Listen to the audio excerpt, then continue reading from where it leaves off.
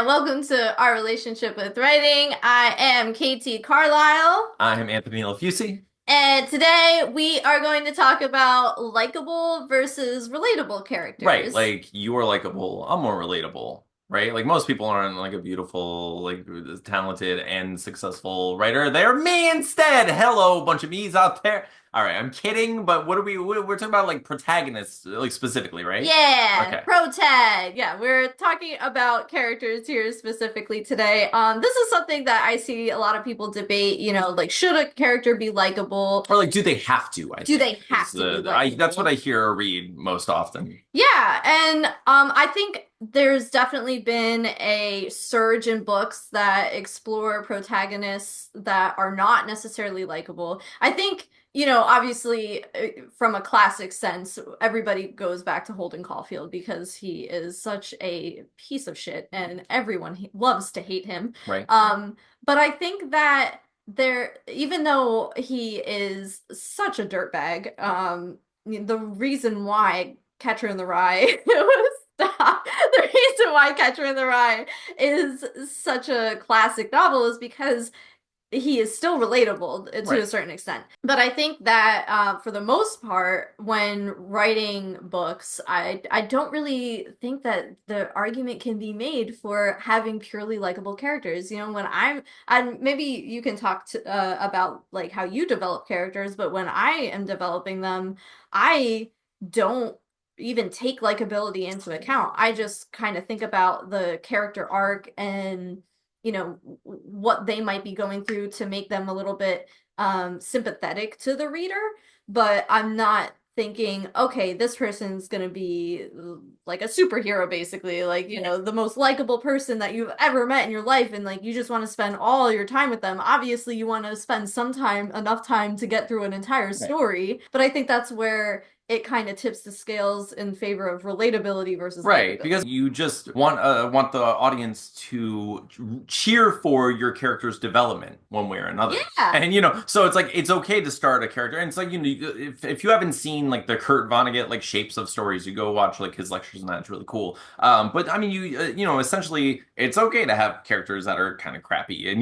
characters you don't enjoy, or you can go the other way and literally have like villainous protagonists, or like anti-heroes are a good example of this, or characters such as like Patrick Bateman in American Psycho, Oh, where yeah, it's like well, he's literally murdering people, but like yeah, but he's murdering people, and he's terrible and he's doing awful things to people and he's yeah, vilifying people. However, he's kind of likable, as he's more likable than he is relatable, even though he's doing terrible things. It's just really, yeah, it's very bonkers. So I don't think I think we come back to this all the time where like yeah, none of these rules are as black and white as everyone seems to want them to be. yeah, I don't feel that a character needs to be 100% likable, but I do feel for me as a reader or as a consumer of stories, I want to, like I said, cheer for the person's success. I want to cheer for their story to evolve one way or yeah. another. So, and if I think it's more difficult to do that with a character that is so immediately likable. If there's so much to like about them and there's so much good about them already, then where does the growth come in? Why well, am I invested in Well, this I think that story? I see what you're saying, but like I think that's more about like them wanting to attain a thing, like Yeah. that's because that's where I mean most of the time for my hero's journey, I almost never start my characters from a place of like unlikability, with the exception of like my roommate from Hellscript, where like this character is literally like a trash bag, and like the I whole love that script. It's yeah, so it's a great. thank you. It's a fun script, but like the whole idea is this person is completely a terrible person, and they get put up against a literal demon, So now it's Yeah. like who can be worse, and then it's fun to watch them battle, and so it's but in that sense, like they still have like relatability to them, which is I guess what we're talking about here today. Exactly. But yeah, for the most part, I tend to write like our first book was a semi-autobiographical thing where I was like, I don't think I'm hateable, Yeah. but like I don't know, but it does lean more to relatability. I, like you said, don't consider likability. I tend Yeah. to write characters that are fun to enjoy, to experience, Yeah. and like I think that can be a whole litany of things. Right. It's very wide a variety of characters that you Yeah. can that meet that standard. I think that, of all the books that I've written, I've really only written two likable characters. Okay, And that's Eliza and I Know What I Saw. right, definitely, Super likable yeah, character, 100%. very much a, normal teenage girl just going through a lot of crap, and trying to overcome that. It's very coming of age, that Right. kind of thing. And then Intuition, I would argue that Sarah is pretty likable. She's a little Yeah, naive at times, I and think she's very likable. Yeah, yeah, I don't see like any. she's grieving and stuff. Like it's all stuff, but again, she's relatable. And Eliza too, Well, I think there's like it's kind of like striking that difference between like pitiful and unlikable. right. Because like yeah, like you don't relate to some of the naivety or like some of the choices that a character makes, but still overall relate to a character and want to cheer for a character and enjoy a character as who they are. Like they're Yeah. not hateable characters. Whereas like okay, like Seinfeld or Always Sunny in Philadelphia is a perfect example Oh of this, God, yeah. right? They're all Where despicable they're people. despicable people. You don't like them. You No. like them in that they're fun to watch, but you don't like them. You Yeah. don't want, so You they're don't not. want to hang out with them, and if you do, No, seek help. yeah, absolutely. But it's interesting because they're not likable characters. So you have people who, claim that, you have to have likable characters or the audience won't care about them at all. And Yeah. that's also, it's a good argument to say, like, those characters don't, I mean, they do go through various arcs and stuff, but because it's a sitcom and the nature of that beast, they don't necessarily change, Yeah, they like, don't. If generally. anything, There they are get changes, worse. but yes, I was gonna, Yeah. yeah. But there are changes. There are evolutions and like character developments over time. However, the characters are still unlikable, generally Yeah. speaking. You And know? I would say, it's funny because a lot of people who have read my murder mystery trilogy talk about the fact that they hate all the characters in it because there are not very likable characters. And that's very intentional because the whole purpose of that book is to talk about how, just like exploring the nature of psychology and how humans interact with one another and how things can go so catastrophically wrong because of a lack of communication. And that's really like at the crux of it all is like that inability to communicate effectively with one another, which can be very frustrating for a reader Yeah. when they're, reading things and they're seeing things from multiple points of view, Oh yeah. especially, and they're like, "Oh my God, just Yeah. talk to each Just other." that like the dramatic irony of knowing that Yes. if the characters only said three sentences to each other, everyone will be alive and at the end of the It book, we'd all be happy. It'd be fine.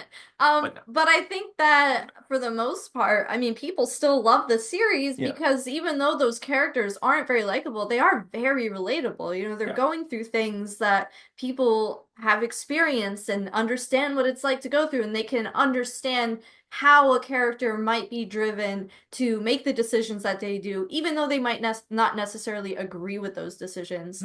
No. It's enough to stick with it and stay invested in the story. And I think that that's really at the heart of what makes a good character is, not necessarily that you want to be their best friend and hang out with them. To me, I almost never want to read a story from that person's point of view. I want to read a story from somebody who Mhm. I I want to try harder to understand.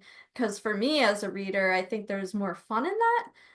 And that's just, that's my one person's Oh yeah, opinion. I'm Like not like that's that at like, all. I yeah. want to see. I love stories like where it's like an everyday, like someone I can understand, like seeing or like like passing in the mall, or like me, and then like now you're thrust into this weird situation. I love those sort of stories where it's like a fish out of water situation, but like I can relate to the protagonist in that, Yeah. like, hey, like Ghosts. Like I like watch, Yeah. like you watch the show Ghosts or like Community. Like like you watch shows and like okay, like if I were in this weird situation, that's what makes Jaws fun for me. It's not like it's not like it's not the shark's perspective, but it's like oh my gosh, now it's a normal human person faced with this crazy thing. So it's like the relatability of that character is what like it draws me to it, or at least like helps me connect to the story more. Yeah. It's interesting because like I'm with you as far as like I don't need to be someone's best friend. Like I wouldn't be friends with Superman, for instance, right? No, okay. Like Clark Kent and I have nothing in common, right? Like Clark Kent wants to be a journalist. He want, Well, you're very handsome.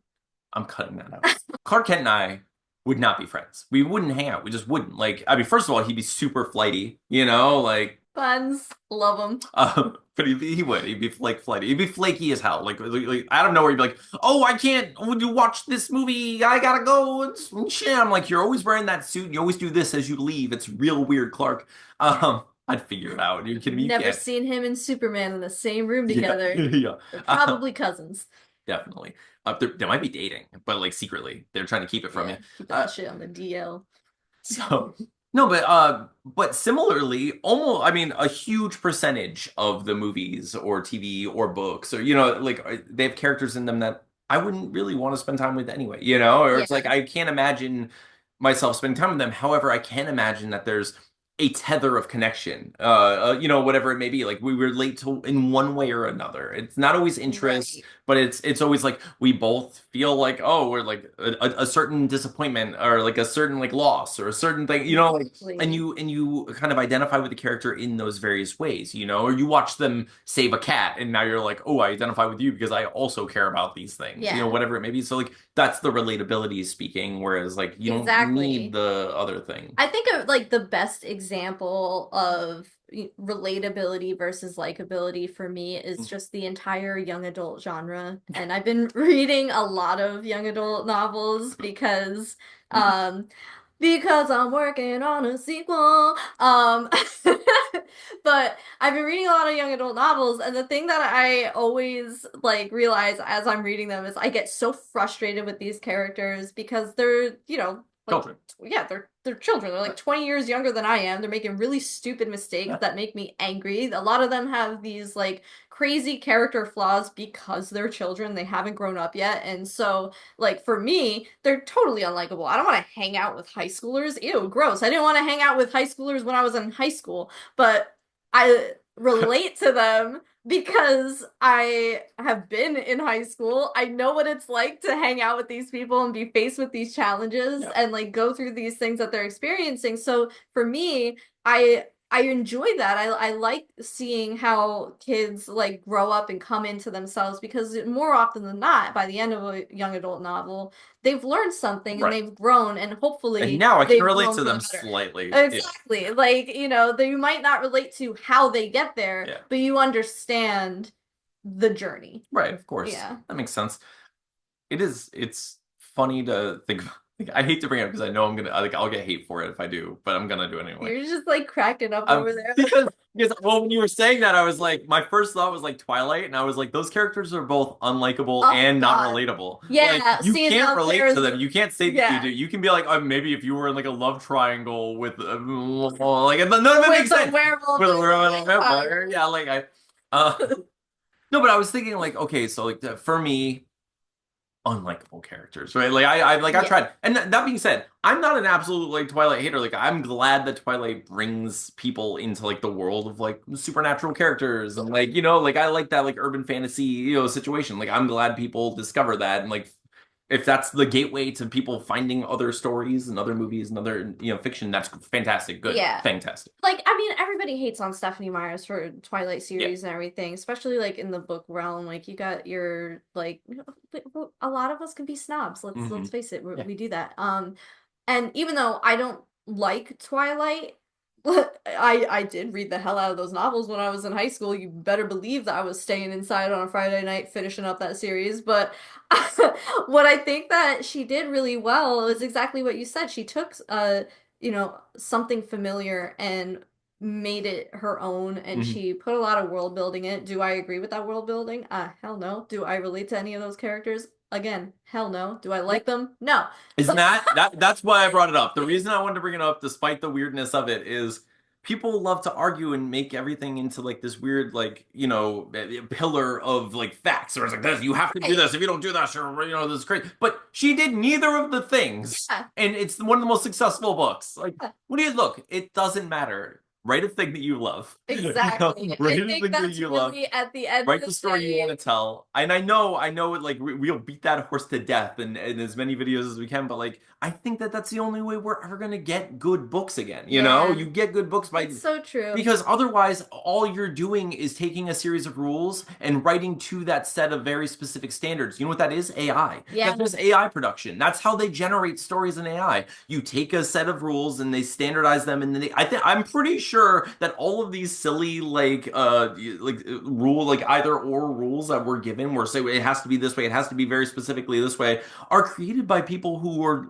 basically funneling us toward a future in which AI takes over our yeah, writing jobs. yeah, You know, because that's what they want. They're like, oh, it's only good if it's like this. It's like, no, that's just not true. It's right. actively, provably not true. Well, Like I we, think like it comes down like exactly what you said. Like they're trying to make writing so formulaic, and yeah, it's not, and that's what no, makes it beautiful. exactly, exactly. And so it's okay. It's okay if your characters are very likable. It's okay if your characters aren't likable and only relatable. It's also okay if they're neither, and you end up with the most one of the most popular series of all time, and Yeah. just like completely blow up the zeitgeist for freaking 20 years. I will say though, Mhm. and maybe you can disagree with me here, I will. but Let's go. I No matter will. what she says, I'm gonna disagree with it. Your characters can't be perfect. I don't think that makes for interesting reading. It depends. What does perfection mean? It depends on how you define Right. perfection. Because of course, you're running into like the Superman of it all. Although, like obviously, Superman has flaws. Yeah. Uh, Kryptonite. yeah. But you do run into like if you have a perfect character, what does it mean to be in a world of imperfection where you're like forced to kind of like walk the balance between like becoming an overwhelming despot. You know, like you want to be Yeah. do you become like a ruler where you're like I'm gonna fix these people, or do you just suffer through the alienation of that all? There are fun things to explore in a situation in which a character has absolutely no flaws. However, the flaws become their or not their flaws, but the relatability becomes their inability to relate to others, which we can all like we've all That felt. yeah, that's So true. that's what ends up happening is like they don't relate to people, we I don't knew relate he to was gonna people. disagree with me. I actually I always disagree with you. I agree with you. Look, I do agree. Like in fiction, generally speaking, I don't want to read like a perfect character. Yeah. No, like characters have flaws. Well, They have especially things that they one have to that's like attain. able to easily Yeah. get through all of the obstacles in their way. Well, That's just that's not that's what you end up interesting. with, like Goku, right, from Dragon Yeah. Ball Z. You're like, oh, he's the strongest person, and then someone else comes along, and they're like, oh no, he's the strongest person. Until Goku trains a little, now he's perfect. He's the strongest person, and it's just like every time, like, all right, and then I just kind of melt in my chair. Like I'm fine. But no, I agree with you. I agree. No one wants to see that. No one wants like the perfect, like flawless person. They want to see like they want to relate because none of us feel perfect. Yeah. We are all insecure. We all stumble through this whole nonsense. We stammer and like say a bunch of times, and we're me, and I'm Right. yeah, we fail, and sometimes we like spit out word salad because our brains are like flipping around, and we don't know what to do, and we're made of toast or whatever. Listen, my brain is grilled cheese, and it's made with American slices. The best cheese. No. It's not the best cheese. It's the best for grilled cheese It and does burgers. I a will lot say of that. things. However, you always want something to relate to in the characters, and sometimes that can be simply their inability to relate to others, and sometimes that can be, like very specific things. So I don't Yeah. think characters have to be likable or have to be relatable, but I think people do find a connection one way or another, and I think that's what's most important. That if you connect with your characters, other people will connect with with your characters, Yeah. right? I think it's really interesting too, this whole debate on likability versus relatability, because relatability is such a subjective thing, and so Yeah, is of likability. course. What I like, obviously, we've talked a lot about this in this episode alone, Yeah, may not be what anybody else likes, yeah, and vice versa. But I think it's interesting because you run into this issue, and a lot of times with querying authors, especially, where they're trying to play this guessing game of what the agent is going to find relatable yeah. or likable in their characters and their story, and it can make it incredibly challenging and very discouraging too, because a lot of times an agent will come back and say, I didn't relate to this character, I didn't like this character, and I've seen actually some conversations about this recently on Twitter where some authors were getting very, very Yeah. discouraged because they're coming back with this